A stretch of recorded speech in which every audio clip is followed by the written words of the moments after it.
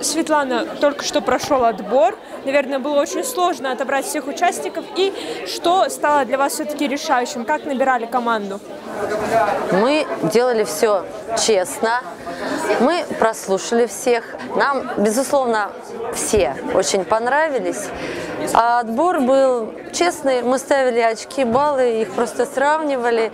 И, естественно, мы сегодня уже для себя вывели первый десяток лучших, на наш взгляд. Но мы почему-то решили, что завтрашний день может, в принципе, все изменить. Почему? Потому что все, безусловно, талантливые. Еще каждый раз вспоминается, что это же не профессиональные певцы, а что это действительно у людей хобби.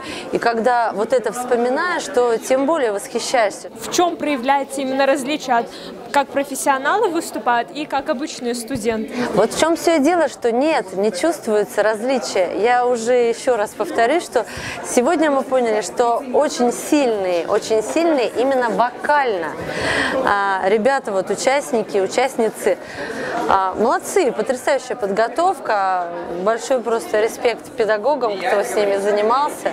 Как вам вообще универвидение, организация? Организация великолепная. Мы с Сергеем Хариным, мы второй раз на этом конкурсе. Мы еще в прошлый раз восхищались именно организацией, финальным концертом. Вообще, как все очень красиво сделано, все очень быстро. Потрясающе. Вы просто большие молодцы. И мы еще в прошлый раз предрекали такое будущее. И вот очень надеемся, что в этот раз будет представительство MTV. И мы очень верим, что, возможно, этот конкурс все-таки выйдет за рамки Сыктывкара и будет транслироваться. А вот как раз по поводу будущего, по поводу перспектив. Будет победитель, и будете ли вы как-то продвигать его дальше в какие-то конкурсы, способствовать этому? Вообще мы всегда стараемся помочь тем людям, которые нам понравились. Кто, на наш взгляд, действительно артисты, у которого есть какая-то изюминка, кто неповторимый, не похожий на других.